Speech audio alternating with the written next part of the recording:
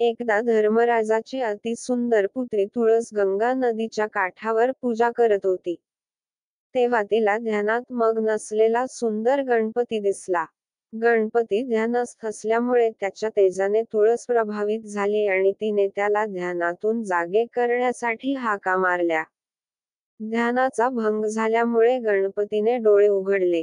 त्याने ध्यान भंग करण्याचे कारण विचारले तेव्हा तुळस म्हणाली, मला तू फार आवडला आहेस. मला तुझ्याशी विवाह करायचा आहेस. त्यावर गणपतीने, मी ब्रह्मचर्याच्या मार्गावर असल्याने कधीच विवाह करून मोहपाशात अडकणार नाही असे म्हटले. गणेशाचा नकार ऐकून तुळशीला अपमान झाल्यासारखे वाटू लागले आणि भावना दुखावल्या गेल्या म्हणून तिने गणपतीला शाप दिला की एक दिवस तुझा नक्की विवाह होईल व तुझे 2 लग्न होतील. यावर गणपतीने तिला प्रतिशाप दिला, तुझा विवाह एका राक्षसाबरोबर होईल. गणपतीचा शाप ऐकून तुळशीला आपली चूक जाणवली आणि तिने माफी मागितली. तेव्हा गणपती म्हणाला की कृष्ण तुझ्याशी विवाह करील व तू सुखी होशील. तुला एक पवित्र औषधी वनस्पती म्हणून स्थान मिळेल.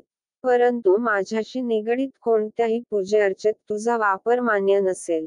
नंतर शापामुळे शंखसुद्धा राक्षसाची त्या सुंदर अप्सरा म्हणजे तुळस हिचे विवाह झाले आणि भगवान शंकरांनी त्याचा वध केला होता.